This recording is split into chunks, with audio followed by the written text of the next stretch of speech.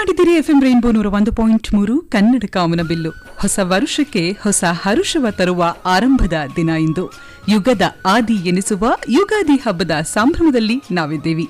ಬೇವು ಬೆಲ್ಲದ ಸಮಾನ ಸ್ವೀಕಾರದೊಂದಿಗೆ ಹೋಳಿಗೆಯ ಸವಿಯನ್ನ ನಿಮ್ಮ ಮನಸ್ಸಿಗೆ ಮಾತಿನ ಮೂಲಕ ಹಂಚಲು ಇಂದು ನಮ್ಮ ಜೊತೆಯಾಗಿದ್ದಾರೆ ಕನ್ನಡ ಚಿತ್ರರಂಗದ ಖ್ಯಾತ ಹಾಗೂ ಗೌರವಪೂರ್ಣ ನಟಿ ಅಕ್ಷತಾ ಪಾಂಡವಪುರ.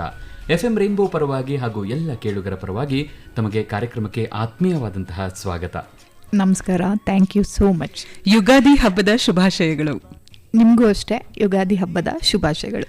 ಹೇಗಿದೆ ಮೇಡಮ್ ಹಬ್ಬದ ಸಂಭ್ರಮ? ಹಬ್ಬನೇ ಸಂಭ್ರಮ.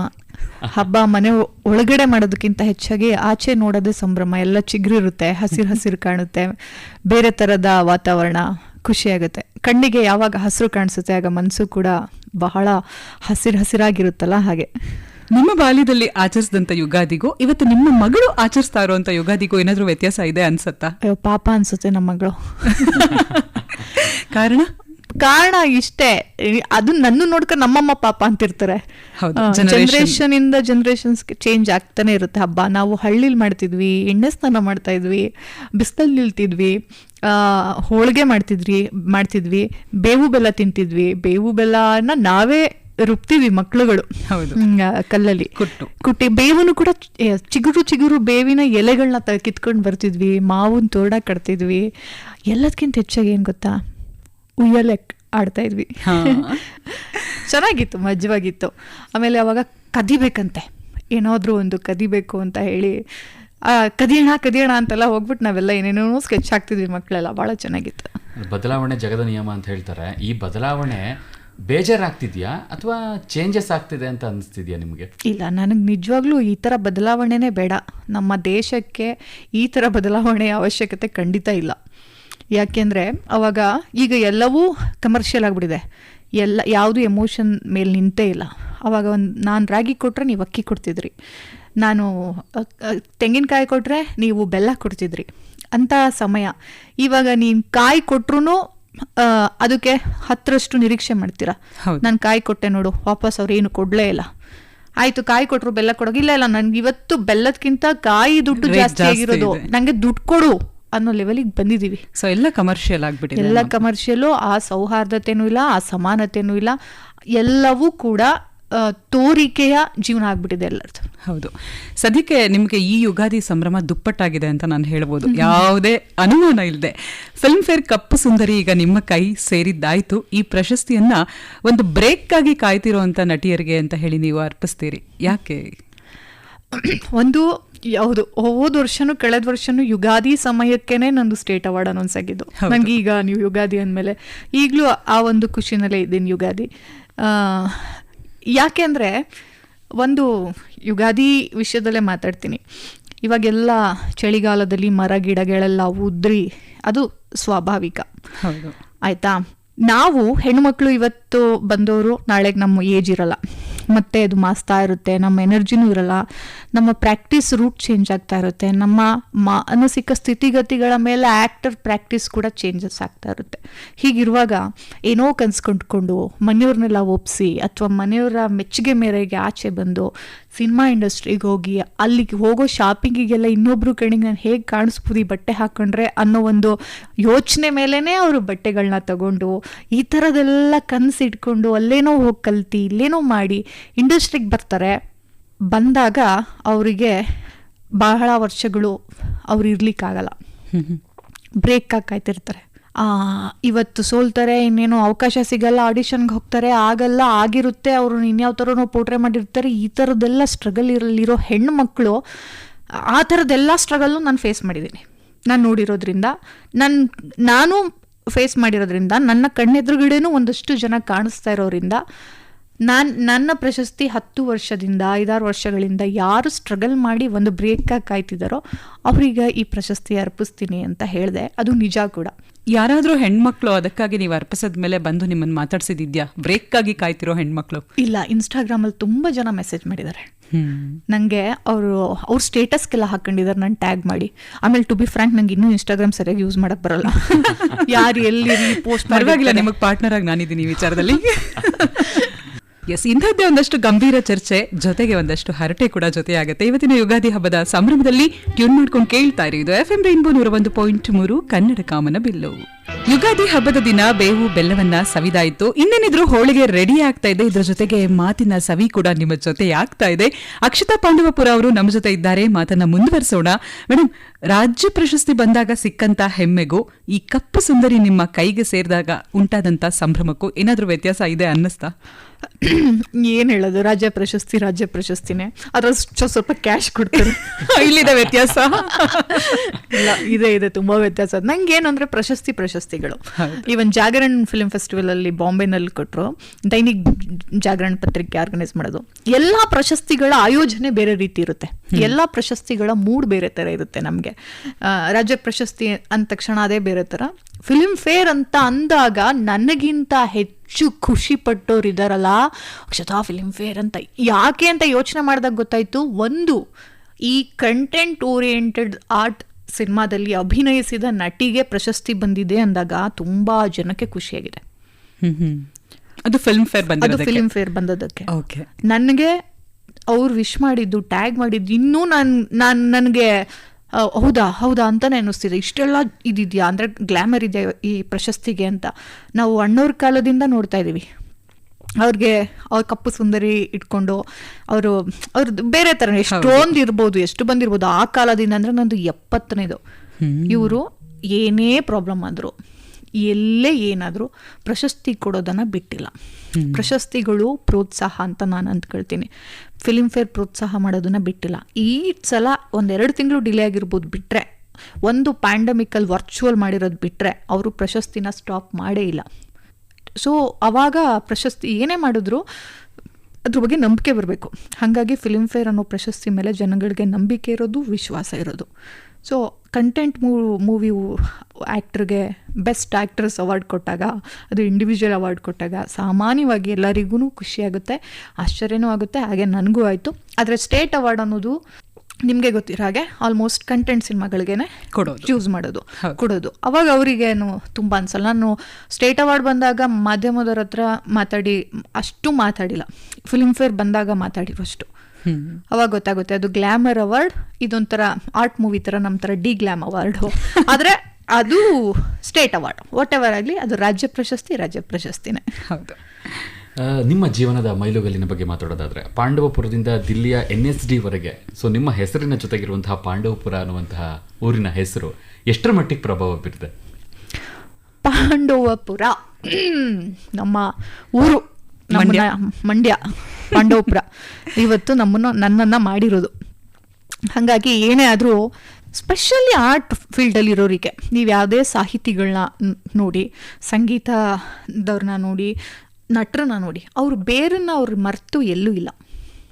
ನಿಜ, ಬೇಕು ಅಂತಲ್ಲ, ಅವ್ರ ಬೇರು ಜೊತೆನೆ ಅವರು ಬರೀತಾರೆ.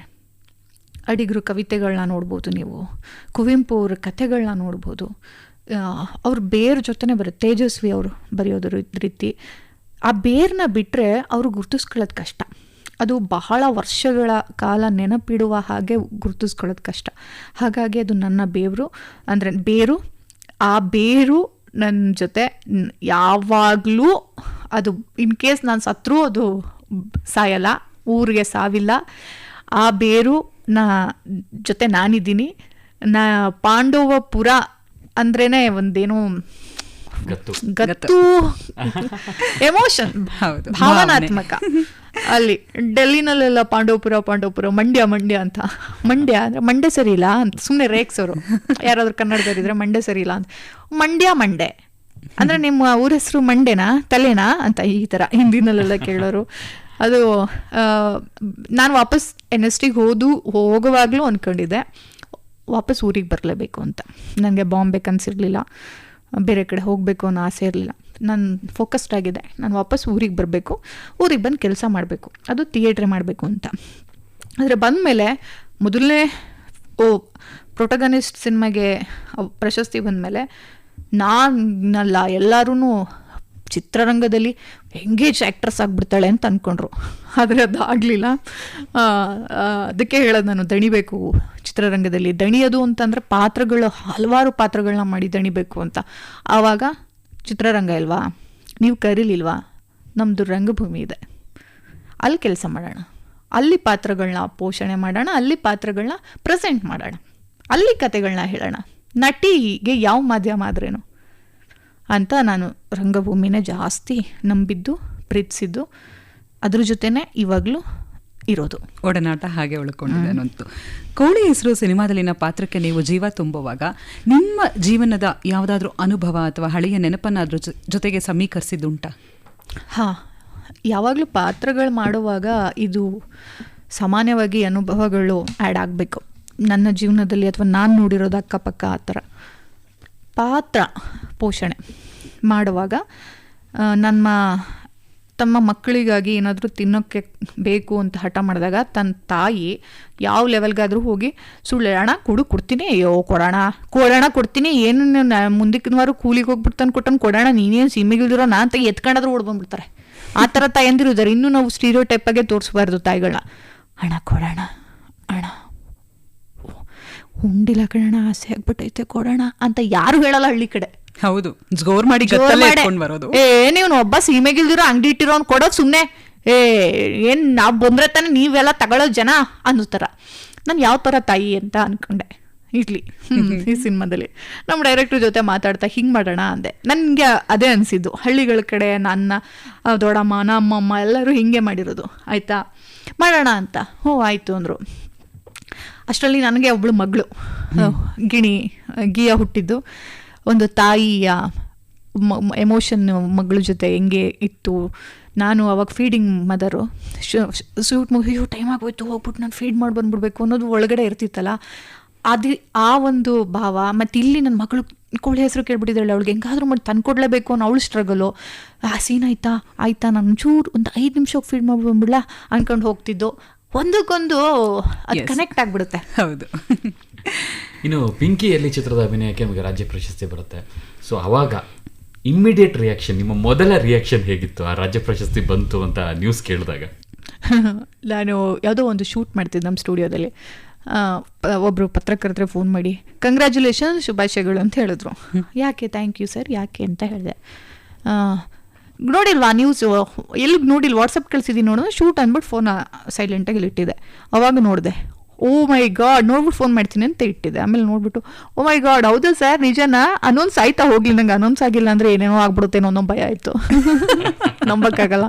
ಅನೌನ್ಸ್ ಆಗಿದೆಯಾ, ಅದನ್ನೇ ಕಳಿಸಿರೋದು ನಿಮ್ಗೆ, ಪತ್ರಿಕಾ ವರದಿನೇ ಕಳಿಸಿರೋದು, ಪ್ರೆಸ್ ರಿಲೀಸ್ನೇ ನೋಡಿ ಅಂತ ಅಂದಾಗ ನಾನು ಮೇಕಪ್ ಮಾಡಿಸ್ಕೊಂಡು, ಅಂದರೆ ಶೂಟ್ ಅಂದರೆ ಫೋಟೋ ಶೂಟ್ ಥರ ಕಾನ್ಸೆಪ್ಟ್ ಮಾಡ್ತಿದ್ವಿ.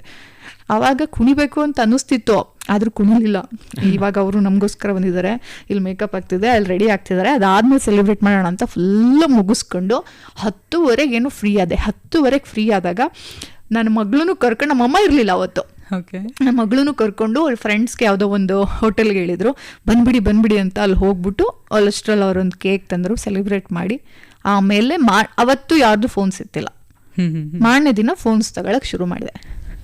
ಆ ಕ್ಷಣಕ್ಕೆ ನಿಮಗೆ ನಂಬಕ್ಕಾಗಲ್ಲ ಅನ್ನೋ ಥರ ಏನಾದ್ರು ಫೀಲ್ ಆಯ್ತಾ?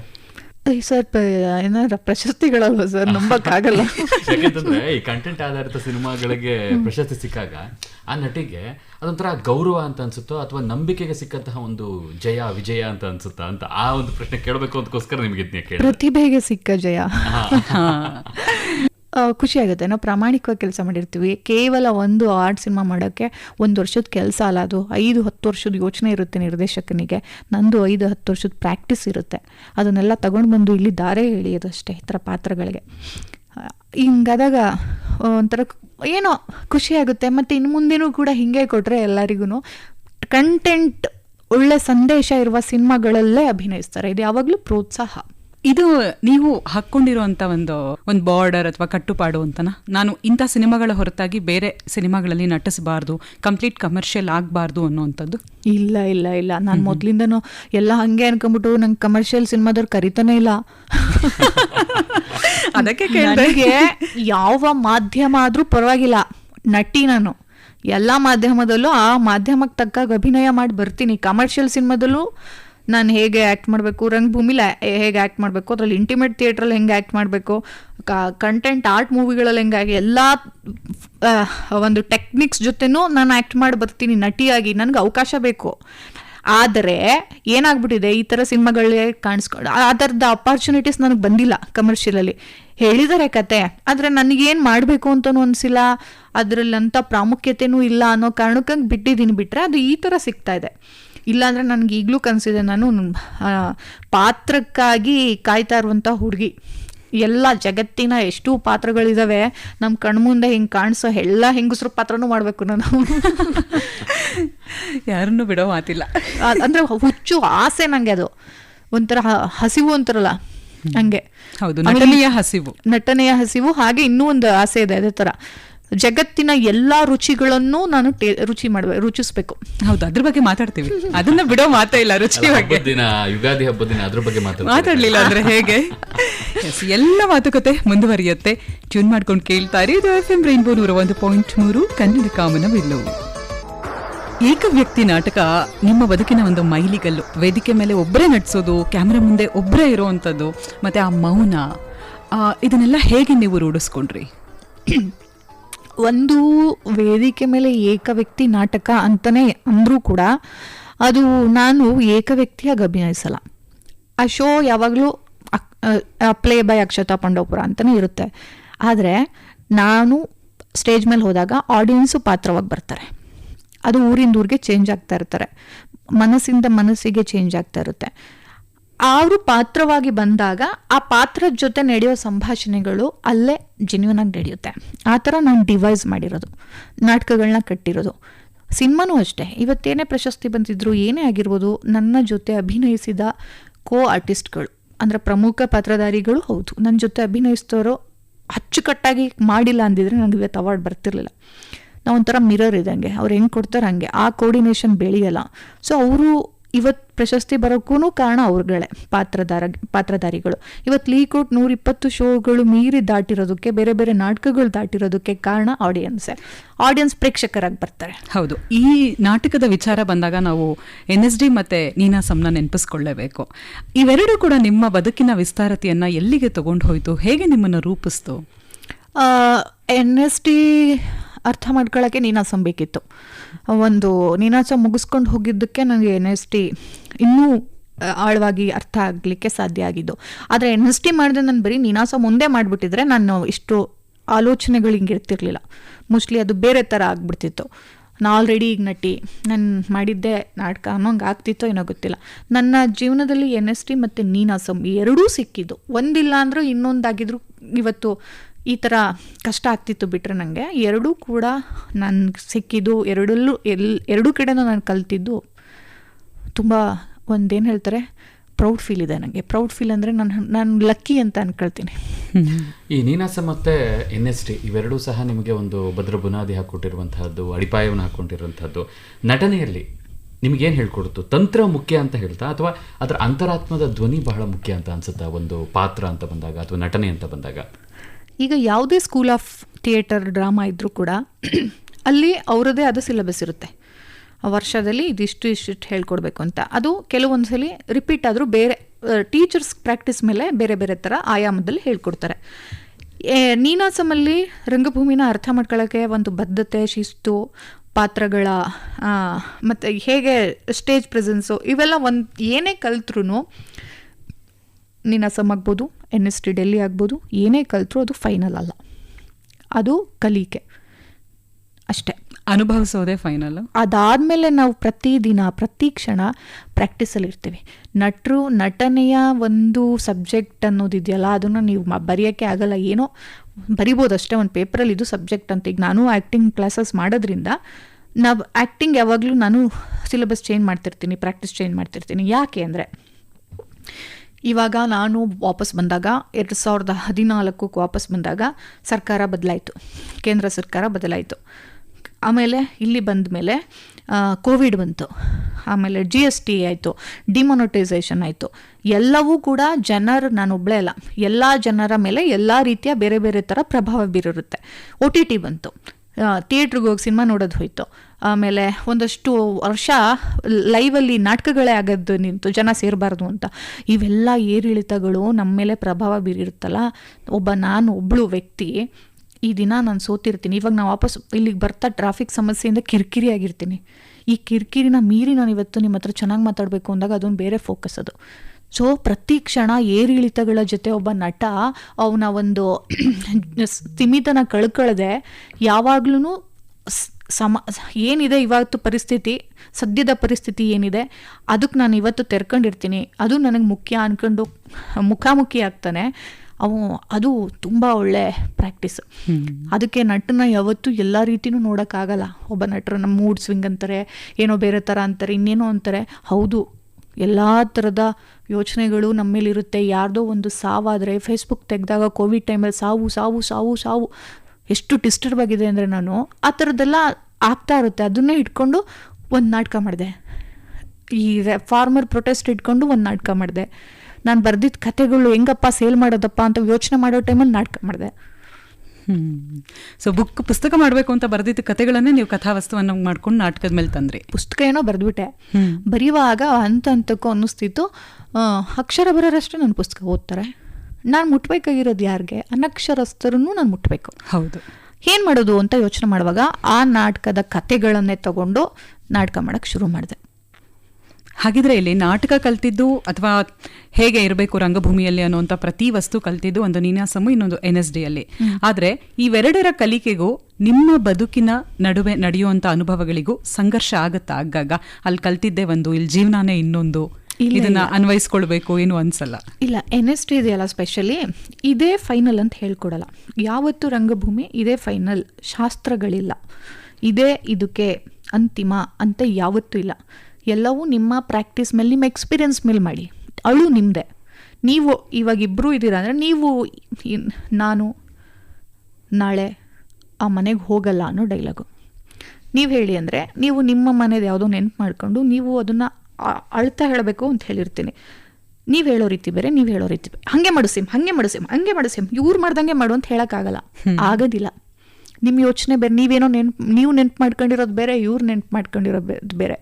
ಇವರ ಕಣ್ಣೀರನ್ನ ಧ್ವನಿ ಬೇರೆ ಥರ ಬರ್ತಿದೆ, ನಿಮ್ಮದು ಮೋಸ್ಟ್ಲಿ ಹೈ ಪಿಚ್ಚಲ್ಲಿ ಬರ್ಬೋದು, ಇವ್ರದ್ದು ಬೇಸಲ್ಲಿ ಬರ್ಬೋದು, ಕೆಲವರು ಧ್ವನಿನೇ ಬರದೇ ಇರ್ಬೋದು, ಧ್ವನಿನೇ ಬರದೇ ಉಸಿರಲ್ಲೇ ಅವ್ರದ್ದು ದುಃಖ ಆಚೆ ಬರ್ಬೋದು. ಹೌದು.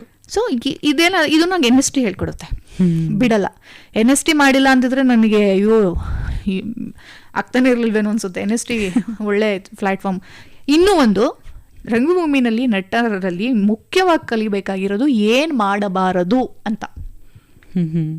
ಯಾವ್ದಾರು ಒಂದೆರಡು ಎಕ್ಸಾಂಪಲ್ ಅಂತ ಅಂದರೆ, ಇವಾಗ ನಾನೊಬ್ಳು ನಟಿ ಅಂತ ತೋರಿಸ್ಬೇಕೀಗ. ನಮ್ಮ 3 ಜನದ್ದು ಹಿಂಗೆ ಕ್ಯಾಮ್ರಾ ಆನ್ ಆಗಿದೆ, ಏನೋ ನಡೀತಾ ಇರುತ್ತೆ, ನೀವಿಬ್ರು ಆರಾಮಾಗಿ ಮಾತಾಡ್ತಿರ್ತೀರ, ನಾನೇನೋ ಎಕ್ಸ್ಟ್ರಾ ತೋರಿಸ್ಬೇಕು ಅಂದ್ಬಿಟ್ಟು ಕೈ ಹಿಂಗಂತ ಅನ್ನೋದು, ನಾನು ಕಾಣಿಸ್ಕೋಬೇಕು ಅಂತ ಯಾಕಂತೀನಿ, ಅಟೆನ್ಷನ್ ಸೀಕಿಂಗ್. ಇದು ನನಗೆ ಅಲ್ಲಿ ಚೆನ್ನಾಗಿ ಕಾಣಿಸ್ಬೇಕು ಅಂತ ಮಾಡ್ತೀನಿ. ಮಾತ್ಕು ನೀವು ಮಾತಾಡ್ತಿರು ಯಾಕಂತೀನಿ. ಇದು ಏನು ಎಕ್ಸ್ಟ್ರಾಡಿನರಿ ಮಾಡ್ತಿದ್ರು ನೋಡು ಸರ್, ನೋಡಿ ಹುಡುಗಿ ಮಾಡೋ ಥರ ನೀವು ಮಾಡ್ತೀವಲ್ಲ ಸರ್ ಅಂತಾರೆ. ಅದು ತಪ್ಪು. ನಾನು ಕೈ ಹಿಂಗಂತ ಅಂದ್ರೂ ತೋರ್ಸಕ್ಕಾಗಿ ಮಾಡಬಾರ್ದು. ನನ್ನ ಸೈಕಲಾಜಿಕಲ್ ಜೆಕ್ಸ್ಚರ್ ಇದು. ಸಾಮಾನ್ಯವಾಗಿ ಈಗ ನಿಮ್ಮ ಬೆರಳು ನೀವು ಎಲ್ಲರೂ ಟೇಬಲ್ ಮೇಲೆ ಕೈ ಹಿಡ್ಕೊಂಡು ಕೂತಿದೀವಿ, ನಿಮ್ಮ ಭಂಗಿ ಸ್ವಲ್ಪ ಬೇರೆ, ಭಂಗಿ ಸ್ವಲ್ಪ ಅದು ಯಾಕೆ ಭಂಗಿ ಸ್ವಲ್ಪ ಬೇರೆ ಇದ್ದರೆ ನಿಮ್ಮ ಯೋಚನೆ ಮೇಲೆ ನಿಮ್ಮ ಬೆರಳಿದೆ. ಹೌದು, ಸೈಕಲಾಜಿಕಲ್ ಜೆಕ್ಸ್ಚರ್. ಆ ಸಂದರ್ಭಕ್ಕೆ ನಾನು ಆ ಜೆಕ್ಸ್ಚರ್ನ ನಿಜವಾಗ್ಲೂ ತರಬೇಕು, ಅವಾಗ ಅದು ಆ್ಯಕ್ಟಿಂಗಲ್ಲಿ ಸ್ಪೆಷಲ್ ಅನ್ಸೋದು. ಎಲ್ಲ ನಿಂತಂಗೆ ನಿಲ್ಲಿಸ್ಬಿಟ್ಟು ಕೂತಂಗೆ ಕೂರಿಸ್ಬಿಟ್ಟು ಕಂಪೋಸ್ಡ್ ಆಗಿ ಬ್ಲಾಕ್ ಮಾಡ್ತಾರೆ ಸೀನ್ಗಳನ್ನ. ಈಗ ನೋಡಿ, ನಿಮ್ದು ಗಲ್ಲದ ಮೇಲೆ ಕೈ ಹೋಯ್ತು, ಯಾಕೆ ಹೋಯ್ತು, ಇವೆಲ್ಲ ನಾವು ಸೀನಲ್ಲಿ ಯೋಚನೆ ಮಾಡಲ್ಲ. ಹೀಗೇನೋ ಮಾಡುವಾಗ ಈ ಥರದ ಯೋಚನೆಗಳನ್ನ ಮಾಡಿ ಸುಮ್ಮನೆ ಮಾಡಬೇಡಿ ಅಂತ ಹೇಳ್ಕೊಟ್ಟಿದ್ದೆ ಈ ಪ್ರಾಕ್ಟೀಸ್. ಕೆಲವೊಂದು ಸಿನಿಮಾಗಳಲ್ಲಿ ಕೆಲವೊಂದು ಪಾತ್ರಗಳ ಅವಶ್ಯಕತೆನೇ ಇರಲ್ಲ, ಸುಮ್ಮನೆ ತಗೊಂಬಂದು ಇಡ್ತಾರೆ. ಯಾಕೆ ಅಂತಂದ್ರೆ ಅಲ್ಲಿ ಆ ಸ್ಕ್ರೀನ್ ಪ್ರೆಸೆನ್ಸ್ ಇರಬೇಕು, ಅವ್ರಿದ್ರೆ ಏನೋ ಸ್ವಲ್ಪ ಜನರು ಜಾಸ್ತಿ ನೋಡ್ತಾರೆ ಅನ್ನೋಂಥದ್ದು. ಈ ಥರದ್ದೆಲ್ಲ ಅನವಶ್ಯಕ ವಿಚಾರಗಳು ಬೇಡ, ಅವಶ್ಯಕತೆಗಳು ಏನು ಬೇಕಾಗುತ್ತೆ ಅದೇ ರಂಗಭೂಮಿ ಕಲಿಸುತ್ತೆ ಅಂತ ನೀವು ಅನ್ಸುತ್ತೆ? ಹೌದು ಹೌದು, ಅದು ಜನಗಳ ಮೇಲೇನೆ ನಾವು ಹೇಳ್ಬಾರ್ದು. ಈಗ ಜನಕ್ಕೆ ಅದು ಬೇಕು, ಜನಕ್ಕೆ ಅವ್ರ ಫೇಸ್ ಬೇಕು, ಇದು ಎಲ್ಲ ಸುಳ್ಳು. ಈಗ ಆ ಫೇಸ್ಗಳನ್ನ ಬಿಟ್ಟು ಬೇರೆ ಥರ ಮಾಡಿ, ಅದು 1, 2 ಅಲ್ಲ 10 ಪ್ರಾಜೆಕ್ಟ್ ಮಾಡಿ 2-3 ವರ್ಷ ಅದನ್ನೇ ಮಾಡಿ, ಜನ ಒಪ್ಕೊಳ್ತಾರೆ. ಎಸ್, ಇವಾಗ ಸೋಷಿಯಲ್ ಮೀಡಿಯಾ ಏನ್ ಕೊಡ್ತಾ ಇದೆ ಹಾಗೆ ನಾವೇನ್ ತಿನ್ನಿಸ್ತೀವಿ ಅದನ್ನ ತಗೊಳ್ತಾ ಇದ್ದಾರೆ ಅನ್ನೋ ಹಾಗೆ. ನಿಮ್ಮ ಆಸೆ ಆಕಾಂಕ್ಷೆ ಬಹಳ ವಿಭಿನ್ನವಾಗಿರುವಂಥದ್ದು. ಕೆಲವೊಂದು ವಿಚಾರಗಳಲ್ಲಿ ರೈತ ಕುಟುಂಬದ ಪ್ರತಿಯೊಬ್ಬರು ಸಹ ರಂಗಭೂಮಿಗೆ ಬರಬೇಕು ಅನ್ನುವಂಥ ಒಂದು ಆಸೆಯನ್ನು ಇಟ್ಕೊಂಡಿದ್ದೀರಾ. ಕಲೆ ಒಬ್ಬ ರೈತನ ಅಥವಾ ಸಾಮಾನ್ಯ ಮನುಷ್ಯನ ವ್ಯಕ್ತಿತ್ವವನ್ನು ಹೇಗೆ ಬದಲಿಸುತ್ತೆ? ಸರ್, ನನ್ನ ಪ್ರಕಾರ ಪ್ರತಿಯೊಬ್ಬರು ಕಲಾವಿದರು. ಎಲ್ಲ ಕಲಾವಿದರೆ, ಒಬ್ಬರು ಹಾಡ್ತಾರೆ, ಇನ್ನೊಬ್ಬರು ಕುಣಿತಾರೆ, ಏನಿಲ್ಲ, ವೇದಿಕೆ ಸಿಕ್ಕಿದ್ರೆ ಎಲ್ಲ ಕಾಯ್ತಾ ಇರೋದೇ ಅವಕಾಶ ಮತ್ತು ವೇದಿಕೆಗೆ. ಏನೂ ಸಿಗಲಿಲ್ಲ, ಮನೆ ಒಳಗಡೆ ಹೆಂಗಸ್ರು ಮಾತಾಡಬೇಕಾದ್ರೆ ಎಲ್ಲ ಹೆಂಗಸ್ರುಗಳು ಮಾತಾಡೋತರ. ಈಗ ನಮ್ಮ ಅಜ್ಜಿಯವರೇ ಕೂತಿರ್ತಾರೆ, ನಾನು ಸುಮ್ಮನೆ ನೋಡ್ತಿರ್ತೀನಿ, ಅವ್ರುಗಳೆಲ್ಲ ಗಾಸಿಪ್ ಮಾಡ್ತಾರಲ್ಲ, ಹೆಂಗಸ್ರೆಲ್ಲ ಆಚೆ ಕೂತ್ಕೊಂಡು ಪಡ್ಸಲೆ ಮೇಲೆ ಅವಳು ಹೇಳ್ಬೋದಾ? ಖಂಡಿತ. ಅವಳು ಸುಬ್ನಾತಿ ಕಣ್ ಸುಮ್ನಿರೋಳು, ಅವಳೇನು ಸುಬ್ನಾತಿ ಅಲ್ಲ. ನಾನೇನು ಬೇಡ ಅಂತ ಅಂದ್ರೂ ಅವಳಿಗೆ ಮೊಟ್ಟೆ ಕುಡಿಕ್ ಹೋಗಿದ್ನಂತ ಸುಬ್ನಾತಿಗೆ. ಏನಿಗೆ ಸುಮ್ ಕುತ್ಕೊರಜೆ ಯಾಕೆಂದ್ರೆ ಹಿಂಗ್ ಟ್ಯೂನ್ ಚೆನ್ನಾಗಿ ಬಿಡಿದೆ ಸಡನ್ ಆಗಿ. ಹೌದು, ಅದು ಪ್ಲಾಟ್ಫಾರ್ಮ್ ಮೇಲೆ ನಾಟಕದಲ್ಲಿ ಸಿನಿಮಾಗಳು ಮಾಡಿದಾಗ ವಂಡರ್ಫುಲ್ಲು. ಯಾಕೆ ಆ್ಯಕ್ಟರ್ಗಳು ನಾವು ಕ್ಯಾಚ್ ಮಾಡಲ್ಲ, ಅವ್ರ ಜೊತೆ ಮುಖಾಮುಖಿ ಆಗ್ತಿಲ್ಲ, ಅವೆಲ್ಲ ಅಬ್ಸರ್ವ್ ಮಾಡ್ತಿಲ್ಲ. ಎಲ್ಲ ಕಲಾವಿದರು ನಮ್ಮ ಅಜ್ಜಿನೇ ಕರ್ಕೊಂಡ್ಬಿಟ್ಟು ಹಿಂಗೆ ಮಾಡವ ಇದು ಕ್ಯಾಮ್ರಾನ ಹಂಗೆ ಹಿಂಗೆ ಅಂತ ಅಂದರೆ ನಮ್ಮ ಅಜ್ಜಿ ವಂಡರ್ಫುಲ್ ಆ್ಯಕ್ಟ್ರು. ಹಂಗಿರುತ್ತೆ, ಹಂಗೆ ಆಡ್ತಾ ಅಯ್ಯೋ ಎಲ್ಲ ರೂಢಿಲಿ ಬಂದ್ಬಿಟ್ಟಿರುತ್ತೆ ಕಲೆ. ಅಯ್ಯೋ ಬೇಡ ಅಂದ್ರು ಹೊಂಟೋದ, ನಾನೇನು ಮಾಡನೀಗ, ಒಬ್ಳೇ ಅವನೆಲ್ಲೂ ಹೋಗಿರಿಕಿಲ್ಲ, ಸುಮ್ಮನೆ ಇವಾಗಿರಪ್ಪ ಒಂಚೂರು ಇದು ಮಾಡ್ಕೊಡ್ತೀನಿ ಏನೋ ಅಂತ ಹೇಳಿರ್ತಾರೆ, ಸುಮ್ಮನೆ ಹೋಗಬಾ ಅನ್ಕೊ ಹೋಗಿರ್ತಾನೆ. ಹಾಳಾದೋದು ಒಂಚೂರು ಇದು, ಅಯ್ಯೋ ಮಗ ಒಂಚೂರು ಉಂಡ್ಲಿ ಅಂತ ಮಾಡಿದ್ದೆ ಅಂತ ಮೂಡ್ ಸ್ವಿಂಗ್ ಚೇಂಜ್. ಹಾಡ್ತಾರೆ ಅವರು, ಎಷ್ಟು ಚೆನ್ನಾಗಿ ಹಾಡ್ತಾರೆ ಗೊತ್ತಾ. ಜಾನಪದ ಎಲ್ಲ ಎಲ್ಲಿಂದ ಬಂದಿದ್ದು. ಆ ಥರ ಕಲೆ ಎಲ್ಲರಲ್ಲೂ ಇರುತ್ತೆ. ಸ್ಪೆಷಲಿ ಭೂಮಿ ಜೊತೆ ಒಡನಾಡೋರು ಇರ್ತಾರಲ್ಲ, ರೈತರು, ಭೂಮಿ ಜೊತೆ ಪ್ರೀತಿಸೋರು, ನೆಲದ ಮೇಲೆ ಮಲಗೋರು ಎಲ್ಲ. ಭೂಮಿ ಒಂದು ನಾನು ಮೆಟಫರಾಗಿ ಹೇಳ್ತಿದ್ದೀನಿ. ಎಲ್ಲರೂ ಕೂಡ ಬೇರ್ ಜೊತೆ ಇರೋರು, ಪ್ರತಿಯೊಬ್ಬರು ಕೂಡ ರಾ ಆ್ಯಂಡ್ ನ್ಯಾಚುರಲ್. ಬೇರ್ ಜೊತೆ ಇರೋ ಒಂದು ಮರನೇ ನೋಡಿ, ಫಾರ್ ಎಕ್ಸಾಂಪಲ್ ಯುಗಾದಿ ಹಬ್ಬದ ಟೈಮಲ್ಲಿ ಮಾತಾಡ್ತಿದ್ದೀವಿ, ಒಣಗೋಗಿರೋ ಮಾವಿಗೂ ಇನ್ನೂ ನೆಲ ಜೊತೆ ಬೇರನ್ನ ಗಟ್ಟಿಯಾಗಿ ಇಟ್ಕೊಂಡಿರೋ ಒಂದು ಪಲಕು, ತುಂಬ ವ್ಯತ್ಯಾಸ. ಪಾಟಲ್ಲಿ ಇಟ್ಟಿರೋ ಪಲಕು ಎಷ್ಟು ವ್ಯತ್ಯಾಸ ಇರುತ್ತೆ. ಆ ಥರ ಇರೋರು. ಅದರಲ್ಲಿ ರೈತರು, ಈ ನಾಟಕಗಳು, ಊರಲ್ಲಿ ನಾಟಕಗಳು ಬಂದಿದ್ದೆ ರೈತರು ಈ ನವೆಂಬರಿಂದ ಶುರುವಾಗುತ್ತೆ ನಾಟಕಗಳು. ಯಾಕೆಂದರೆ ಎಲ್ಲ ಕಟಾವೆಲ್ಲ ಮುಗಿಸಿ ನೆಕ್ಸ್ಟ್ ಒಂದು ಇದಕ್ಕಾಗಿ ಸುಗ್ಗಿ ಕಾಯ್ಕೊಂಡು ರೆಸ್ಟ್ ಮಾಡುವಂಥ ಸಮಯ. ಆವಾಗ ನಾಟಕ ಮಾಡ್ತಾರೆ, ನಾಟಕಗಳು ಕರೆಸ್ತಾರೆ, ಆರ್ಕೆಸ್ಟ್ರಾ ಕರೆಸ್ತಾರೆ, ಅವರೆಲ್ಲ ಕೂತ್ಕ ಹಾಡ್ತಾರೆ. ಈಗ ಶುರುವಾಗುತ್ತೆ ಕೆಲಸಗಳು. ಈ ಥರದ್ದೆಲ್ಲ ರೈತರಿಂದನೇ ಹಬ್ಬ. ನಾನು ಹೇಳೋದಿದ್ರೆ ಭೂಮಿ ಜೊತೆ ಬೆಸುಗೆ ಇಟ್ಕೊಂಡೆ ಹಬ್ಬ. ಅದಕ್ಕೆ ಇವಾಗ ಚಿಗುರು ಹಬ್ಬ ಯುಗಾದಿ. ಸಂಕ್ರಾಂತಿ ಬೆಲ್ಲ ಕೊಬ್ಬರಿ ಎಲ್ಲ ಕುಟ್ಟಿ ಹಸುಗಳನ್ನ ಕಿಚಾಯಿಸಿ ರೆಸ್ಟ್ ಮಾಡಿ ಅದಕ್ಕೆ ಅಲಂಕಾರ ಮಾಡಿ ಅದಕ್ಕೊಂದು ಬ್ರೇಕ್ ಕೊಡೋದು ಹಬ್ಬ. ಹೌದು, ಉಪವಾಸ ಹಬ್ಬ ಅಂತ ಹಂಗೆ ಮಾಡ್ತೀವಿ, ಗಾಳಿ ಪಟ ಬಿಡೋದು. ಅವಾಗ ಗಾಳಿ ಬರ್ತಿರುತ್ತೆ, ಅವಾಗ ಮುಂಗಾರು, ಆ ಗಾಳಿಗೆ ಪಟ ಬಿಡಬೇಕು ಅಂತ ಮಾಡೋ ತಿಂಡಿ ಎಲ್ಲ ಮಾಡಿಕೊಂಡು ಗಾಳಿ ಪಟ ಬಿಡೋ ಹಬ್ಬ. ಎಲ್ಲವೂ ಅಷ್ಟೇ. ಅವರು ನಾಟಕ ರಂಗಕ್ಕೆ ಬರಬೇಕು, ಅವರು ಮತ್ತು ಮಹಿಳೆಯರು ರಂಗಭೂಮಿಯಕ್ಕೆ ರೈತ ಮಕ್ಕಳು ಬರಬೇಕು. ಯಾಕೆಂದರೆ ಅವರು ಅವರ ಹೋರಾಟದಲ್ಲಿ, ಅವರ ಜೀವನದಲ್ಲಿ ಆರ್ಗನೈಸ್ಡ್ ಆಗ್ತಾರೆ. ಅವ್ರಿಗೆ ಇವಾಗ ಆಲ್ರೆಡಿ ಬದುಕ್ತಿರೋ ದಾರಿಗೆ ಒಂದು ಸ್ವಲ್ಪ ಆರ್ಗನೈಸ್ಡ್ ಆಗಿಬಿಟ್ರೆ ಅವರ ಜೀವನ ಅಚ್ಚುಕಟ್ಟಾಗಿರುತ್ತೆ. ಸಾಲ ಮಾಡಬೇಕಾ, ಯಾಕೆ ಮಾಡಬೇಕು, ನನ್ನ ಬದುಕಿನ ದಾರಿ ಯಾಕೆ ಚೇಂಜ್ ಮಾಡಬಾರ್ದು, ಯಾವಾಗಲೂ ಕಬ್ಬು ಬೆಳ್ಕೊ ಬಂದು ಹೋಗೆ ನೆಕ್ಸ್ಟ್ ಇನ್ನೊಂದನ್ನ ಯಾಕೆ ಚೇಂಜ್ ಮಾಡಬಾರ್ದು, ಈ ಊರ ನಾಟಕ ಆ ಊರ ನಾಟಕ, ಈ ಜನ ಆ ಜನ, ಆ ಕತೆ ಈ ಕತೆ, ಆ ಪಾತ್ರ ಈ ಪಾತ್ರ ಅಂತ ತಿಳ್ಕೊಳ್ಳೋದ್ರ ಜೊತೆಗೆ ತಮ್ಮ ಒಂದು ಇದನ್ನೂ ಕೂಡ ಯೋಚನೆನೂ ಚೇಂಜ್ ಮಾಡ್ತಾರೆ. ಹೌದು, ನನ್ನ ಮಗಳಿಗೆ ಯಾಕೆ ಲಕ್ಷ ನಾನು ಯಾಕೆ ಸಾಲ ಮಾಡಿ ಮದುವೆ ಮಾಡೋಣ, ಮಂತ್ರಮಂಗಲ್ಯ ಮಾಡ್ತೀನಿ ಅನ್ನೋ ಯೋಚನೆಗೆ ಬರುತ್ತೆ. ಇದೆಲ್ಲ ಮಾಡೋದು ಇದು ನಮ್ಮ ದೇಶ. ನಾನು ಹೇಳೋದು ಭಾರತ ದೇಶ ಅಂದರೆ ಇದು ರೈತರೇ ಬೆನ್ನೆಲುಬು, ಕೃಷಿಕರೇ. ಅವರೇ ಹೆಚ್ಚಿರುವಾಗ ಅವರು ಸ್ವಲ್ಪ ಆರ್ಗನೈಸ್ಡ್ ಆಗಲಿ, ರಂಗಭೂಮಿಗೆ ಬರಲಿ. ಸೀರಿಯಲ್ ನೋಡ್ಕೊಂಡು ಹೆಂಗೆ ಆಗ್ತಿದ್ದಾರೆ ಇವಾಗ. ಮೇಡಮ್ ಏನು ತಪ್ಪೇಳಿ ಹೇಳಿಲ್ಲ, ಯಾವ ಥರದ್ದು ಒಳ್ಳೆ ಸೀರಿಯಲ್ ಬಂದಾಗ ಹೆಂಗಿದ್ರು ಇವಾಗ ಯಾವ ಥರ ಅವ್ರ ಆ್ಯಟಿಟ್ಯೂಡ್ಗಳೇ ಚೇಂಜ್ ಆಗಿಬಿಟ್ಟಿದೆ. ಬಿಡಿ, ಅಲ್ಲಿಂದ ಬಂದು ನಾಟಕ ಕರ್ಕೊಂಡು ಹೌದು, ರಂಗಭೂಮಿ ಕಡೆ ಬಂದರೆ ಅವ್ರ ಜೀವನ ಕೂಡ ಒಂದು ರೀತಿ ಸಂಘಟಿತ ಆಗುತ್ತೆ ಅನ್ನುವಂಥದ್ದು. ಯುಗಾದಿ ಹಬ್ಬದ ಸಂಭ್ರಮದಲ್ಲಿ ನಮ್ಮ ಜೊತೆಯಾಗಿದ್ದಾರೆ ನಟಿ ಅಕ್ಷತಾ ಪಾಂಡವಪುರ. ಸ್ನೇಹಿತರೆ, ಕಾರ್ಯಕ್ರಮ ಮುಂದುವರಿಯುತ್ತೆ ಈ ಒಂದು ಹಾಡಿನ ನಂತರ. ಸ್ನೇಹಿತರೆ, ಆಕಾಶವಾಣಿ FM ರೇನ್ಬೋ 101.3 ಕೇಳ್ತಾ ಇದ್ದೀರಾ. ಯುಗಾದಿ ಹಬ್ಬದ ಈ ಸಂಭ್ರಮವನ್ನು ಇಮ್ಮಡಿಗೊಳಿಸೋದಕ್ಕೆ ನಮ್ಮ ಜೊತೆಯಾಗಿದ್ದಾರೆ ನಟಿ ಅಕ್ಷತಾ ಪಾಂಡವಪುರ. ಬನ್ನಿ ಅವರ ಜೊತೆ ಮಾತುಕತೆಯನ್ನು ಮುಂದುವರಿಸೋಣ. ಮೇಡಮ್, ನೀವು KS ಪುಟ್ಟಣ್ಣಯ್ಯನವರನ್ನ ಮಾನಸ ಗುರುಗಳು ಅಂತ ಭಾವಿಸ್ತೀರಿ. ಅವರ ಹೋರಾಟದ ಗುಣ ನಿಮ್ಮ ಅಭಿನಯದ ಆಯ್ಕೆಗಳಲ್ಲಿ ಎಷ್ಟರ ಮಟ್ಟಿಗೆ ಕಾರ್ಯನಿರ್ವಹಿಸಿದೆ, ಎಷ್ಟರ ಮಟ್ಟಿಗೆ ಅದು ಎಫೆಕ್ಟ್ ಬಿದ್ದಿದೆ? ಕೆ ಎಸ್ ಪುಟ್ಟಣ್ಣಯ್ಯ ಅವರು ಹೌದು ಮಾನಸ ಗುರುನೇ. ನಾನು ಅವ್ರನ್ನ ಯಾವತ್ತು ಕೇಳಿದವಳು, ನೋಡಿದವಳು ವೇದಿಕೆ ಮೇಲೆ, ಮತ್ತು ಅವ್ರ ಮಾತುಗಳನ್ನ ಕೇಳಿದವಳು. ಅವ್ರು ಎಷ್ಟು ಚೆನ್ನಾಗಿ ಮಾತಾಡ್ತಿದ್ರು ಅಂದರೆ, ಅವ್ರ ಮಾತಿನಲ್ಲಿ ಹಾಸ್ಯ ಇದ್ರೂ ಕೂಡ ಹಾಸ್ಯ ಪ್ರಜ್ಞೆಯಲ್ಲಿ ತುಂಬ ಗಟ್ಟಿ ವಿಷಯಗಳನ್ನ ಮುಟ್ಟಿಸ್ತಿದ್ರು. ಅದೇ ವಿಷಯನ ಯಾರೋ ಒಬ್ಬ ನಾರ್ಮಲ್ ಆಗಿ ಹೇಳೋದಕ್ಕೂ ಪುಟ್ಟಣ್ಣಯ್ಯವ್ರು ಹೇಳೋದಕ್ಕೂ ವ್ಯತ್ಯಾಸ ಇರ್ತಿತ್ತು. ಆದರೆ ಪುಟ್ಟಣ್ಣಯ್ಯ ಹೇಳೋ ಮಾತನ್ನ ಕೇಳಬೇಕು ಅನ್ನಿಸ್ತಿತ್ತು ಮತ್ತು ಪಾಲಿಸ್ಬೇಕು ಅನ್ನಿಸ್ತಿತ್ತು. ಹೆಂಗೆ ಅಂದರೆ, ಇವಾಗ ಅಲ್ಲ ನೀವೆಲ್ಲ ಯಾಕೆ ಫುಡ್ ವೇಸ್ಟ್ ಮಾಡ್ತೀರಾ, ಆಹಾರವನ್ನು ಯಾರೂ ಕೂಡ ವೇಸ್ಟ್ ಮಾಡಬಾರ್ದು. ಎಲ್ಲಾದರೂ ಹೋಟೆಲ್ಗೆ ಹೋಗಿದ್ರೆ ಅಮೆರಿಕದಲ್ಲಿ ಏನು ಮಾಡ್ತಾರೆ ಅಂದರೆ, ಆ ಹೋಟೆಲ್ಗೆ ಹೋಗಿದ್ದ ಊಟ ಬಿಟ್ಟಿದ್ರೆ, ಮದುವೆ ಮನೆಗೆ ಹೋಗಿ ಊಟ ಬಿಟ್ಟಿದ್ರೆ ಒಂದು ಕವರ್ಗೆ ಹಾಕಿ ಕೊಟ್ಟು ಕಳಿಸ್ತಾರೆ. ನಮ್ಮ ದೇಶದಲ್ಲಿ ಹಾಕಿಲ್ಲ ಭಾಷಣ. ಹಿಂಗೆ ಅದೇ ಪುಟ್ಟಣ್ಣ ಹೆಂಗೆ ಹೇಳ್ತಾರೆ ಅಂದರೆ, ಅಲ್ಲ ನೀವು ಮದುವೆ ಮನೆಗೆ ಬಂದ್ಬಿಟ್ಟು ತಟ್ಟೆಲ್ಲಿ ಎಲೆಯಲ್ಲಿ ಅನ್ನ ಬಿಟ್ರೆ ಅಮೇರಿಕದವ್ರು ಏನು ಮಾಡ್ತಾರೆ ಗೊತ್ತಾ, ಅಕಾವ್ ಇಲ್ಲಿ ಕೇಳಿಲಿ, ಕುತ್ಕೋ, ತಿಂದಂಗೆ ಹೋಯ್ತಿದೆಯಲ್ಲ, ಕುತ್ಕೋಲಿ, ಆ ಅನ್ನವ ತಟ್ಟೆಲಿ ಹಾಕಿರೋದನ್ನ ಕವರ್ ತಗೊಬಂದು ಇಲ್ಲ ನಿನ್ನ ಸೆರ್ಗೆ ತುಂಬಿಟ್ಟು ಕಳಿಸ್ಬಿಡ್ತಾರೆ ಅಮೇರಿಕದಲ್ಲಿ. ಇದಕ್ಕೂ ಎಷ್ಟು ವ್ಯತ್ಯಾಸ ಇದೆ. ಅದು ಪುಟ್ಟಣ್ಣಯ್ಯ. ಅದು ಪುಟ್ಟಣ್ಣಯ್ಯ ಒಬ್ಬ ಕಲಾವಿದ ಕೂಡ. ಅವ್ರು ನಾಟಕ ಮಾಡ್ತಿದ್ರು, ಕ್ರೀಡಾಪಟು, ಬೇರೆ ಥರದ ಮನುಷ್ಯ. ನನ್ನ ಜೀವನದಲ್ಲಿ ಅವ್ರನ್ನ ಒಂದು 4-5 ಸಲ ಅಷ್ಟೇ ಮುಖಾಮುಖಿಯಾಗಿ ಭೇಟಿಯಾಗಿರೋದು. ಅದು ನನ್ನ ತಂದೆ ಅವರ ದೊಡ್ಡ ಅಭಿಮಾನಿ. ನನ್ನ ತಂದೆ ಹಾಸಿಗೆ ಹಿಡ್ದಾಗ ಪುಟ್ಟಣ್ಣಯ್ಯ ನೋಡಬೇಕು ಅಂತ ಅಂದರು. ಪುಟ್ಟಣ್ಣಯ್ಯವ್ರ ಜೊತೆ ನಾನು ಅವಾಗ ಫೋನ್ ಸಂಪರ್ಕ ಮಾಡಿ STD ಬೂತಲ್ಲಿ ₹1 ಕಾಯಿನ್ ಹಾಕಿ, ಯಾರೋ ಅವರು ಮನೆಯವರು ಯಾವುದೋ ಹುಡುಗಿ ಫೋನ್ ತೆಗೆದ್ರು ಅಂತ ಹೇಳಿ ಇಟ್ಬಿಟ್ಟೆ. ₹1 ಟೊಯಿಂಕು ಅಂತೂ ಕಟ್ಟಾಗ್ಬಿಡ್ತು. ಕ್ಲಾಸ್ ರೂಮ್ಗೆ ಹೋಗ್ಬಿಟ್ಟು ಆ ನಂಬರ್ಗೆ ಮತ್ತೆ ವಾಪಸ್ ಫೋನ್ ಮಾಡಿದ್ದಾರೆ ಪುಟ್ಟಣ್ಣವ್ರು. ಬಂದು ಗದ್ದೆಗೆ ಹೋಗೋರೆ ಅಂದರು ಆ ಹುಡುಗಿ. ಬಂದಮೇಲೆ ಒಂದು ಫೋನ್ ಬಂದಿತ್ತು. ನಾನು ಹೇಳಿದ್ದೆ ಅಕ್ಷತಾ ಅಂತ, ನಾನು ಕೃಷ್ಣನಗರ ಅಂತ ಹೇಳಿದ್ದೆ.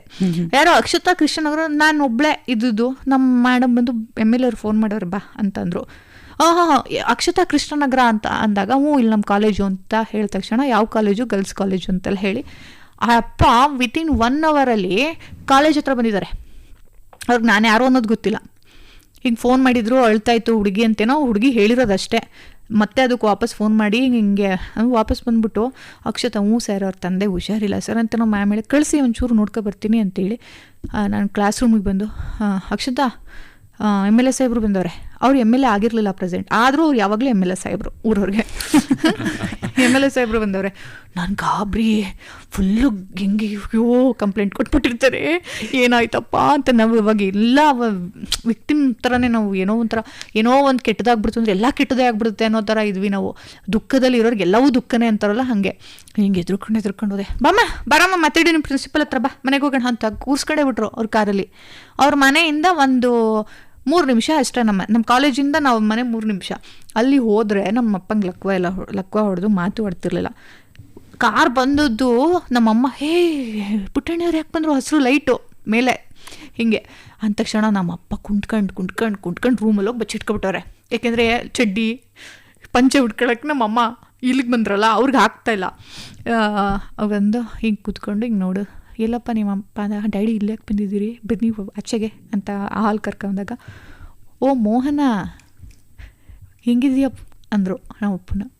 ಅಪ್ಪ ತಲೆ ಬಗ್ಗಿಸ್ತವ್ರು, ತಲೆನೇ ಎತ್ತಿಲ್ಲ. ಯಾಕೆಂದರೆ ಸಂಘಟನೆಯಲ್ಲಿದ್ದ ಮೋಹನ್ ಕುಮಾರ್ ಬೇರೆ ಇವಾಗ ಸೌದು ಲಕ್ವ ಹೊಡೆದು ಹಾಸಿಗೆ ಹಿಡಿದ್ರು ನಮ್ಮ ಅಪ್ಪನಿಗೆ ಅವಮಾನ ಆಗ್ತಿತ್ತು. ಅವರು ತಲೆ ಸಾವ್ರಿ ಹಿಂಗಿದು ಮಾಡಿ ಅಡುಗೆ ಮನೆ ಹತ್ರ ಹಿಂಗೆ ಬಂದು ನಮ್ಮ ಅಮ್ಮಂಗೆ ₹2,000 ₹2,000 ಅಲ್ಲ, ಒಂದಷ್ಟು 2,500 ಚಿಲ್ಲರೇನೂ ಇತ್ತು. ಒಂದಷ್ಟು ನೋಟುಗಳು, ಅಷ್ಟು ದುಡ್ಡಿತ್ತು. ಒಂದಷ್ಟು ಜೇಬಿಂದ ದುಡ್ಡು ತಗಮ್ಮ ಅಂದ್ಬಿಟ್ಟು ಕೊಟ್ಬಿಟ್ಟು ಹೋಗಿದ್ರು. ಹಾಗಾಗಿ ಜೀವನದ ಪಾಠವನ್ನ ಹಾಸ್ಯದ ಮೂಲಕ ಹೇಳ್ಕೊಡೋದು, ಜೊತೆಗೆ ಇಷ್ಟು ಕುಟುಂಬಕ್ಕೆ ಹತ್ರ ಇದ್ದಿದ್ದು ಎಲ್ಲ ನಿಮ್ಮ ಮೇಲೆ ಪ್ರಭಾವ ಬೀರಿ. ಯಾರು ಇವಾಗ ರಾಜಕಾರಣಿಗಳು ಅಷ್ಟು ಹತ್ರ ಆಗ್ತಾರೆ ಅವರ ಕಾರ್ಯಕರ್ತರ ಜೊತೆ, ಜನರ ಜೊತೆ ಯಾರು ಆಗ್ತಾರೆ ಹೇಳಿ? ನಾವು ಪುಟ್ಟಣ್ಣನ ಬಗ್ಗೆ ಮಾತಾಡಬೇಕು ಅಂದರೆ ಅದೇ ಒಂದು ಎಪಿಸೋಡ್ ಆಗುತ್ತೆ. ಅಂಥ ವ್ಯಕ್ತಿತ್ವ ಪುಟ್ಟಣ್ಣಯ್ಯದು. ಅವ್ರು ಯಾವತ್ತೂ ಹಾರ ಹೂವಿಂದು ಅಂದರೆ ಹಾರ ಓಕೆ, ಹಣ್ಣಿನ ಹಾರ, ಆ ಹಾರ ಈ ಹಾರ ಹಾಕರೆ ಹೋಗಿ ತಿನ್ನೋಗ್ರ, ಹಾರ ಹಾಕಕ್ಕೆ ಬಂದಿದ್ದೀರಾ ಅಂತ ರಿಜೆಕ್ಟ್ ಮಾಡ್ತಿದ್ದ ಮನುಷ್ಯ. ರಂಗಭೂಮಿ ಮತ್ತೆ ಸಿನಿಮಾ ಅನ್ನೋದು ಒಂದ್ ರೀತಿ ಬಣ್ಣದ ಲೋಕ, ಆದ್ರೆ ಅಕ್ಷತಾ ಕಿಚನ್ ಅನ್ನೋದು ರುಚಿಯ ಲೋಕ. ಈ ಅಕ್ಷತಾ ಕಿಚನ್ ಆರಂಭಿಸಿದ್ದು ಕೇವಲ ಹವ್ಯಾಸಕ್ಕೋ ಅಥವಾ ನಿಮ್ಮೊಳಗೂ ಕೂಡ ಒಬ್ಬ ಸಾಮಾನ್ಯ ಗೃಹಿಣಿ ಇದಾಳೆ ಅನ್ನೋದನ್ನ ಸಮಾಜಕ್ಕೆ ಪರಿಚಯಿಸೋದಕ್ಕೋ? ಬಣ್ಣ, ರುಚಿ, ಶಕ್ತಿ ನಮ್ಮ ಸೀಕ್ರೆಟ್. ಬಣ್ಣ ಏನಿದೆ ಇಂಡಸ್ಟ್ರಿ, ನಾವಿವಾಗ ಏನಿದ್ದೀವಿ ನಮ್ಮ ಫೀಲ್ಡು. ರುಚಿ ನನ್ನ ಅಡುಗೆ ಮನೆ, ನನ್ನ ಹೊಟ್ಟೆ, ನನ್ನ ತಿನಿಸು, ನನ್ನ ಜೀವನ. ಶಕ್ತಿ ರಂಗಭೂಮಿ. ಇವೆರಡರಿಂದನೂ ಶಕ್ತಿ ಎಲ್ಲ ಇದೆಲ್ಲ. ರುಚಿ ಅಂದರೆ ನಾನು ಯಾವಾಗಲೂ ಅದೇ ಹೇಳ್ತೀನಲ್ಲ, ತುಂಬ ಇದಾಗೂ ಮಾತಾಡಲ್ಲ, ಹೆಣ್ಮಕ್ಳು ಅಡುಗೆ ಮನೆ ಅಲ್ಲ ಹಿಂಗೂ ಮಾತಾಡಲ್ಲ. ಯಾವುದೇ ಒಂದು ಕ್ಷೇತ್ರನೂ ಎಂಜಾಯ್ ಮಾಡಬೇಕು, ಅದನ್ನು ದಕ್ಕಿಸ್ಕೋಬೇಕು, ಅದನ್ನು ಪ್ರೀತಿಸ್ಬೇಕು. ಇಷ್ಟ ಇಲ್ವಾ, ಇಷ್ಟ ಇಲ್ಲ ಅಂತ ಸ್ಟೆಪ್ ಬ್ಯಾಕ್ ಮಾಡಬೇಕು. ಹೌದು, ಈ ಥರ ಇರಬೇಕು ಅಂತ ಹೇಳೋಳು. ನಾವು ಏನೇ ಮಾಡಿದ್ರೂ ಎಂಡ್ ಆಫ್ ದ ಡೇ ಒಂದು ಜೊತೆ ಬಟ್ಟೆ ತೊಗೊಂಡು ನಾನು ಬೇಕಾದ್ರೆ ಅದನ್ನೇ ವಾಶ್ ಮಾಡಿ 1 ತಿಂಗಳು ಹಾಕ್ಬೋದು. ಆದರೆ ಊಟ ಇವತ್ತು ಅಡುಗೆ ಮಾಡಿರೋದು ಇದನ್ನೇ 1 ತಿಂಗಳು ತಿನ್ನೋಕ್ಕಾಗಲ್ಲ. ಎಂಡ್ ಆಫ್ ದ ಡೇ ಊಟ ಮಾಡಲೇಬೇಕು. ನಾವು ಎಲ್ಲ ಮಾಡೋದು ಹೊಟ್ಟೆಗಾಗಿ. ಈ ಹೊಟ್ಟೆ ಅನ್ನೋದು ನನಗೆ ತುಂಬ ಇಂಪಾರ್ಟೆಂಟು. ಅದರಲ್ಲಿ ನಾನು ಆರ್ಟ್ ಆಫ್ ಫುಡ್ ಅಂತ ಹೇಳ್ತೀನಿ. ಈ ನವರಸಗಳನ್ನ ಒಂದು ಪಾತ್ರಕ್ಕೆ ಹೆಂಗೆ ತುಂಬಿಸ್ತೀವಿ, ಯಾವುದಕ್ಕೆ ಯಾವ ರಸ, ಯಾವ ಎಮೋಷನ್ಸ್ ಬೇಕು ಅಂತೀವಿ, ಯಾವ ರುಚಿಗೆ ಎಷ್ಟು ಮಸಾಲೆ ಬಿದ್ದರೆ ಅದು ಇನ್ನೂ ರುಚಿಕಟ್ಟಾಗುತ್ತೆ, ಇವರ ನಾಲಿಗೆ ಹೇಗಿದೆ, ಇವ್ರು ಸ್ವಲ್ಪ ಖಾರ ತಿನ್ನೋರ, ಹಾಗೆ ಇನ್ನೊಂದು ಚಮಚ ಖಾರ ಹಾಕೋಣ, ಇವರು ಉಪ್ಪು ಕಮ್ಮಿ ತಿಂತಾರೆ, ಇವ್ರು ಉಪ್ಪು ಬೇಡ, ಅದು ಒಂಥರ ಆಟ, ಹೀಲಿಂಗ್, ನನಗೆ ಖುಷಿ. ಅದಾದಮೇಲೆ ತೊಗೊಂಡು ಬಂದು ನಿಮ್ಮ ಎದುರುಗಡೆ ಇಟ್ಟಾಗ ತಿಂದ್ಬಿಟ್ಟು ಆಹಾ ನಮ್ಮಮ್ಮ ನೆನಪಾದ್ರು, ಏನು ಚೆನ್ನಾಗಿ ಮಾಡಿದ್ಯಾ ಅನ್ನೋದು. ಇಲ್ಲಿ ಆ ಪಾತ್ರಕ್ಕೆ ತಯಾರಾಗಿ, ಮಸಾಲೆಗಳಿಂದ ತಯಾರಾಗಿ ಅದನ್ನು ನಾನು ಸ್ಕ್ರೀನ್ ಮೇಲೆ ತೋರಿಸಿದಾಗ ನನ್ನ ಕಣ್ಣಲ್ಲಿ ನೀರು ಬಂದುಬಿಡ್ತು, ನಿಜವಾಗ್ಲೂ ನಂಗೆ ನನ್ನ ಮಗಳೇ ನೆನಪಾಗ್ಬಿಟ್ರು ಅಂತ ಹೇಳೋದು ಎರಡೂ ಒಂದೇ. ಎಷ್ಟು ಖುಷಿ ಕೊಡುತ್ತಲ್ಲ ನಿಮ್ಮ ಕೆಲಸ. ಮೇಡಮ್, ನಿಮ್ಮ ಮುಂದಿನ ಯೋಚನೆ ಮತ್ತು ಯೋಜನೆಗಳೇನು? ಯೋಚನೆ ಮತ್ತು ಯೋಜನೆ ಇದೆ. ಒಳ್ಳೊಳ್ಳೆ ಸಿನಿಮಾಗಳು ಮಾಡಬೇಕು, ಮಾಡ್ತಾ ಇರಬೇಕು, ಆ್ಯಕ್ಟಿಂಗ್ ಮಾಡ್ತಾ ಇರಬೇಕು. ನಾನು ಗ್ಲ್ಯಾಮರ್ ಇಟ್ಕೊಂಡು ಇಂಡಸ್ಟ್ರಿಗೆ ಬಂದೋಳಲ್ಲ, ಪ್ರತಿಭೆ ಇಟ್ಕೊಂಡು ಬಂದೋಳು. ಹಾಗಾಗಿ ನನ್ನ ಪ್ರತಿಭೆಗೆ, ನನ್ನ ಹಸಿವಿಗೆ ಪಾತ್ರ ಸಿಗುವಂಥದ್ದಷ್ಟೇ ನಾನು ಮಾಡ್ತೀನಿ. ಎಲ್ಲೂ ಕಾಂಪ್ರೂವ್ ಆಗಿಲ್ಲ. ಈವನ್ ಎಷ್ಟೇ ರಾ ಇದ್ದರೂ, ಎಷ್ಟೇ ಇಂಟೆನ್ಸಿವ್ ಸೀನ್ಸ್ ಇದ್ದರೂ ನಾನು ಮಾಡ್ತೀನಿ. ಆದರೆ ಅದು ಸಿನಿಮಾಕ್ಕೆ ಬೇಕಿದ್ದರೆ, ಕತೆಗೆ ಪೂರಕವಾಗಿದ್ದರೆ ಅಷ್ಟೇ, ಅನವಶ್ಯಕವಾಗಲ್ಲ. ಅದು ಕತೆ ಮತ್ತು ಸಿನಿಮಾಕ್ಕೆ ಬೇಕಿದ್ದರೆ ಎಷ್ಟೇ ಬೋಲ್ಡ್ ಇದ್ದರೂ ನಾನು ಆ್ಯಕ್ಟ್ ಮಾಡ್ತೀನಿ.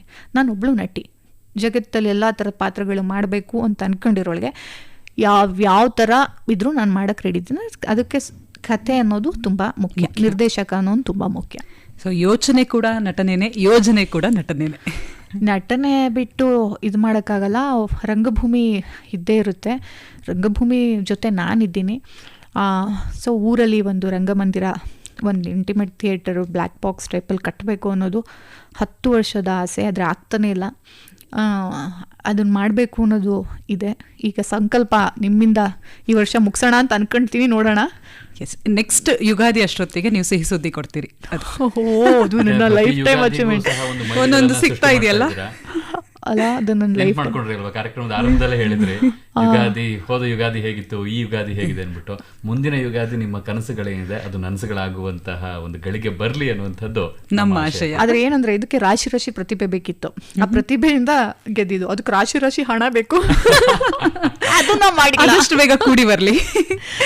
ಒಟ್ಟಾರೆ ಇವತ್ತಿನ ಯುಗಾದಿ ಹಬ್ಬದ ಈ ಸಂಭ್ರಮದ ದಿನದಂದು ನಮ್ಮ ಆಕಾಶವಾಣಿ ಸ್ಟುಡಿಯೋದಲ್ಲಿ ನಮ್ಮ ಜೊತೆ 1 ಗಂಟೆಗಳ ಕಾಲ ಕಳೀತಾ ಬಂದ್ರಿ. ಹೇಗೆ ಅನ್ನಿಸ್ತು ಕಾರ್ಯಕ್ರಮದ ಬಗ್ಗೆ? ಖಂಡಿತ. ಆಕಾಶವಾಣಿ ಅಂದ್ರೇನೆ ಒಂದು ಬೇರೆ ತರ ಅಲ್ವಾ ನಮ್ಗೆ. ಈ ನೆಲ ಮೂಲ ಬೇರು ಬಗ್ಗೆ ಮಾತಾಡೋಳಿಗೆ ಆಕಾಶವಾಣಿನೂ ನಮ್ದು ಅನ್ಸುತ್ತೆ. ಆಕಾಶವಾಣಿ ನಮ್ಮ ಅಜ್ಜಿ ಗೊತ್ತು, ನಮ್ಮ ಅಮ್ಮನಿಗೆ ಗೊತ್ತು, ನಾನು ಕೇಳ್ತೀನಿ, ನನ್ನ ಮಗಳನ್ನು ಕೇಳ್ತಾಳೆ. ಇಂಥ ಒಂದು ಆಕಾಶವಾಣಿ ಅಂದ್ರೆ ಸತ್ಯ ಮತ್ತೆ ಪ್ರಾಮಾಣಿಕತೆ. ಇಲ್ಲಿ ಪ್ರಸಾರ ಮಾಡೋ ಹಾಡುಗಳಾಗ್ಬೋದು, ಆಡೋ ಮಾತುಗಳಾಗ್ಬೋದು, ಎಷ್ಟು ಸೊಗಸಾಗಿರುತ್ತೆ ಕೇಳೋಕ್ಕೆ, ಇನ್ನೂ ಹೀಲಾಗುತ್ತೆ. ಆಕಾಶವಾಣಿ ಜೊತೆ ನಾನು ಇವತ್ತು ಯುಗಾದಿ ವಿಶೇಷ ಮಾತಾಡಿದ್ದು, ಸಂಭ್ರಮಿಸಿದ್ದು ನಿಜಕ್ಕೂ ಎಂದಿಗೂ ಮರೆಯಲ್ಲ. ನನ್ನ ನೆನಪಿನ ಯುಗಾದಿಗಳಲ್ಲಿ ಇದು ಒಂದು. ಧನ್ಯವಾದಗಳು. ಹಬ್ಬದ ದಿನ ಬಿಡುವು ಮಾಡಿಕೊಂಡು ನಮ್ಮ ಸ್ಟುಡಿಯೋಗೆ ಬಂದ್ರಿ, ನಮ್ಮ ಜೊತೆ ಆದ್ರಿ. ತುಂಬ ಹೃದಯದ ಧನ್ಯವಾದಗಳು. ನಿಮ್ಮಿಬ್ಬರಿಗೂ ನನ್ನ ಪ್ರೀತಿಯ ನಮಸ್ಕಾರ. ಧನ್ಯವಾದಗಳು ಮೇಡಮ್. ಇದಾಗಿತ್ತು ಯುಗಾದಿ ಹಬ್ಬದ ವಿಶೇಷ ಸಂಭ್ರಮದ ಕಾರ್ಯಕ್ರಮ. ನಮ್ಮ ಜೊತೆಯಾಗಿದ್ರು ನಟಿ ಅಕ್ಷತಾ ಪಾಂಡವಪುರ. ಅವರೊಟ್ಟಿಗಿನ ಮಾತುಕತೆ ನಿಮಗೆ ಖುಷಿ ಕೊಟ್ಟಿದೆ ಅಂತ ಭಾವಿಸ್ತಾ ಕಾರ್ಯಕ್ರಮ ಮುಗಿಸ್ತಾ ಇದ್ದೀವಿ. ಇಷ್ಟೊತ್ತು ನಾನು ನಿಮ್ಮ ಜೊತೆಯಾಗಿದ್ದೆ, ನಿಮ್ಮ RJ ರಮ್ಯಾ. ನಾನು ನಿಮ್ಮ ರೇನ್ಬೋ ಗೆಳೆಯ ಸಚಿನ್ ಬನವಾಸಿ.